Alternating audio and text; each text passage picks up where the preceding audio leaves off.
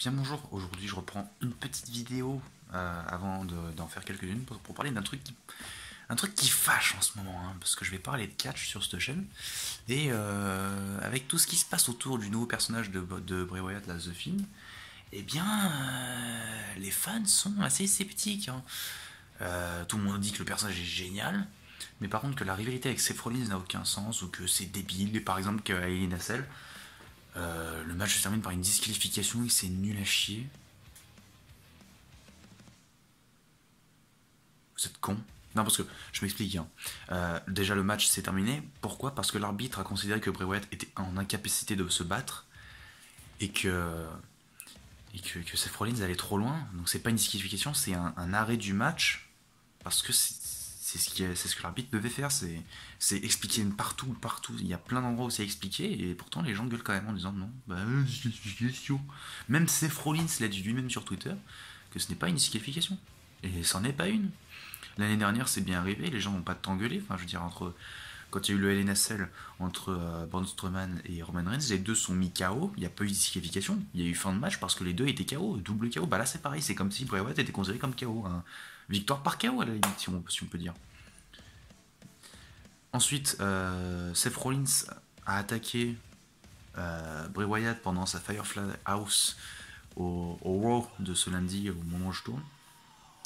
Les gens l'ont hué, ce qui est normal, hein, il agit presque comme un heel, il attaque Bray Wyatt. Ce segment était génial, hein. Par contre, le segment où Bray Wyatt dit pourquoi tu me fais ça, pourquoi tu me fais ça à moi, c'était génial. C'est vraiment, c'est là qu'on se dit Bray Wyatt est mort. Seth Rollins a tué Bray Wyatt et il a créé le The Fiend définitif. Et ça, c'était beau.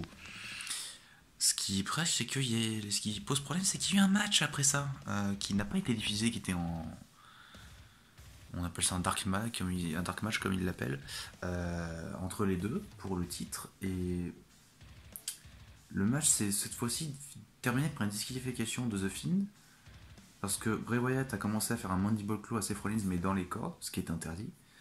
Et l'arbitre a commencé à le compter et The Fiend a commencé cette même prise sur l'arbitre. L'arbitre l'a donc disqualifié.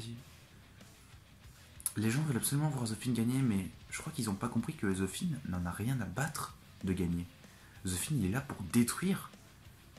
Braun Strowman aussi, pendant un moment, il faisait que perdre, mais il détruisait son adversaire et c'était ça qui comptait.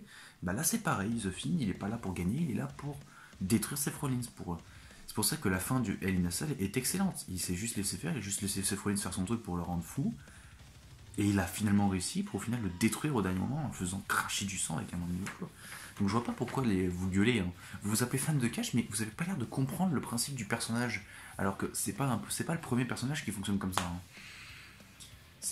C'est pas le premier personnage qui fonctionne à juste je m'en fous de gagner, je veux juste détruire. C'est pas le premier, et pourtant les gens gueulent. Pourtant c'est très bien. Enfin, faudrait que vous décidiez sur ce que vous voulez à la fin. Vous voulez un The Fiend badass qui en a rien à foutre du match, même dans les commentaires que j'ai pu voir par rapport à ça, j'ai vu des gens dire ce qui aurait été bien, c'est que au moment il bat Seth Rollins, mais au moment de faire le tomber, enfin il le fait juste pas, il se barre. Ben non, enfin, c'est nul. En soi oui, ils s'en foutent, mais bah dans ce cas-là, ça aurait été une disqualification bête et méchante, parce que il est juste parti et le match s'arrête parce que fin de match, il y a peu d'arbitre, il y a peu d'adversaire. Bah, là, ça aurait été nul. Non, non, le fait qu'il se laisse faire, qu'il se laisse passer pour presque mort et qu'il attaque, c'était bien. Et bah là, c'est pareil.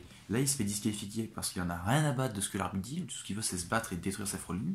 C'est ce qu'il fait. Donc arrêtez de gueuler. Réfléchissez un peu plus sur comment le personnage est tourné. Et c'est tout. Il n'y a pas plus à réfléchir. Le seul truc qu'on pourrait gueuler, c'est que Seth Rollins, on a l'impression qu'ils veulent toujours le faire passer pour un face alors qu'il agit clairement comme un heel. C'est le seul truc pour lequel on peut gueuler.